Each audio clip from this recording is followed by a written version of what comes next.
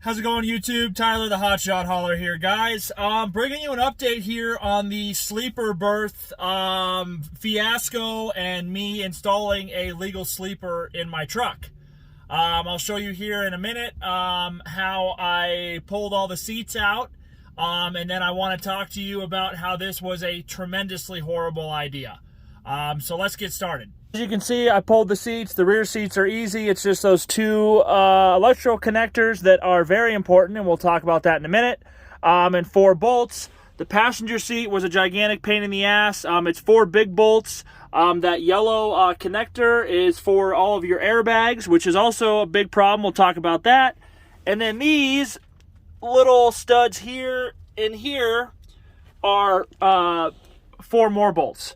So that was the biggest pain in the ass for a passenger seat I've ever had to pull. But let's talk about why everything has to go back in. So guys, everything has to go back in, and here's why.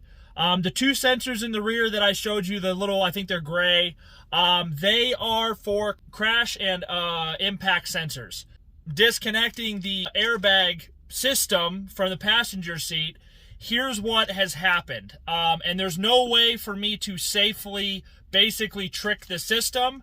And by safely, I mean like safe for the truck, for me, and from a legal standpoint. Here's what's going to happen. I'm going to have to put everything back in when I get back to the house tonight.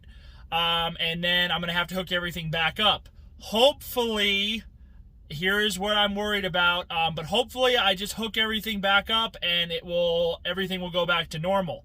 What I'm afraid of, and Dodge or Ram, whatever, even told me that there's a chance that even if you hook it back up, you disconnect the batteries, do all that stuff, you might have to bring it back in and let them get into the system to tell it that it's okay, because your safety system, your crash safety systems might still be deactivated.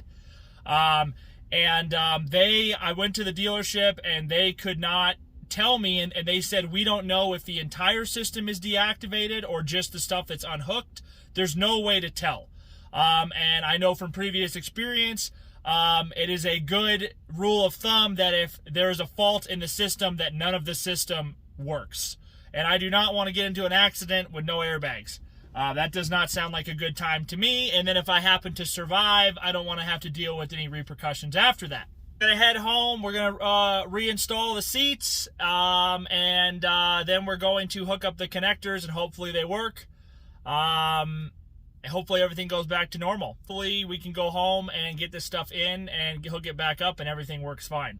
That is what I'm kind of really hoping for, because if that's not the case, it's really going to make for a bad day for me for tomorrow. Got the rear seat reinstalled. It takes 5 bolts, 1 here, 1 back there, 2 on the other side, and you do have to reinstall the seat belt here for the middle seat. That's another bolt. Put Loctite on all the bolts and ran them home. Now, these are the 2 wires I was talking about. There's one on this side of the seat and one over there on that side. You can see the gray. These are something to do with, basically, if you get in a crash, it's some kind of like a sensor.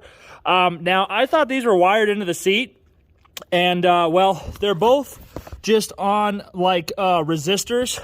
I think that's what they're called. So you can actually pop that off and move it. So you would have no problem, as long as you left it hooked into that plastic resistor piece at the end, you would have no issue. Your issue from the airbags is that yellow plug up there. We got this passenger seat pile of shit back in. The only thing that makes this hard, you see those bolt studs at the end of the camera? Well, there's 2 of those on the front end of the seat and 2 on the back end. The ones up here in the front, I believe, take a 10 millimeter, and the ones on the rear are a 13. I've never seen a seat that is also bolted to the center console, especially with bolts like that. Most seats only have 2 bolts in the front, like here and over there, and then 2 in the rear. The rear, 1, 2. Well, Ram, and I don't know why they do this, there's a stud right here, and then there's another stud back up in here. So, and this is a main bolt hole. Why they have that, I don't know why, but they have it probably for a reason, I assume, besides just to make your life hell.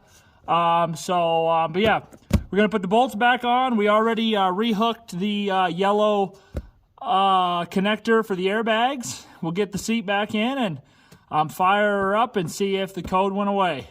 All right, guys, good news. The code went away. The alert went away. It sits right over here, right above the fuel gauge. So it went away. So we really dodged a bullet. All right, guys, let's go ahead and talk about how everything went. Yeah. So I feel stupid. For some reason, I thought I could trick the airbag system like with a resistor, like what those two sensors have in the back. Not the case, and I should have done research before I did it, and I'm so irritated with myself because I know better than this. I mean, literally, I've got years of wrenching experience, and for some reason, I thought that I was like a magician or something. But regardless, it all worked out. We got seats back in. We lost about half a day of time.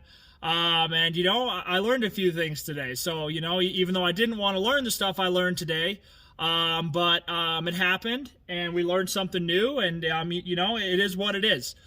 Thankfully, though, you know, everything went together good. I didn't break any electrical plastic. I didn't rip any wires out. Nothing bad went wrong. Everything went back together. Well, the only casualty was a plastic plug that was holding the electrical connector to the bottom of the seat. That's the only casualty of today. So other than that, everything was great. Going forward, here's my plan. So I'm going to leave the rear seats up as they are. I'm going to spend time tomorrow afternoon, and I'm going to build like a nice for me. I am not a carpenter, okay? It's going to look like shit, but it's going to be purposeful. But I'm going to build a storage type thing to sit along the floor to give me more room to put stuff in. And then I'm going to put a piece of plywood on top of that I could slide in and out real easy. Then I can also put stuff on top of the plywood. What I'm also going to do is I need to figure out a way how to store my sleeping gear. Because I am going to continue to sleep in the truck when the weather's nice, because it doesn't make sense to get a hotel every night. That just, it kills you. So I'm going to find a way to make the bed hideable and just look like a storage area, and then I'm going to find a way to hide the sleeping gear. That'll be that. So that is the plan, guys. That's going to sum it up. So anyways, guys, if you enjoyed this video, please shoot me a like and a subscribe. If you have any comments or questions, please don't hesitate to throw them in the comment section. And guys, don't do what I did. Don't assume you can defy the electronics of a truck, especially in 2023 now. Don't do it. Just find a different way and don't waste half a day. Because you might not get as lucky as I did. I got very lucky with how everything could have gone, worst case scenario, to how it turned out. So I'm very glad that because especially in these newer vehicles, guys, they're all electronics, and sometimes unplugging the wrong thing can short circuit something else, and it can have the electronic systems in these, one system can power multiple things, and it can cause something to malfunction, and then you might have to get it reset or get new software. Crazy stuff happens, guys. It's not supposed to happen, but stuff does happen, and the electronics can really burn you.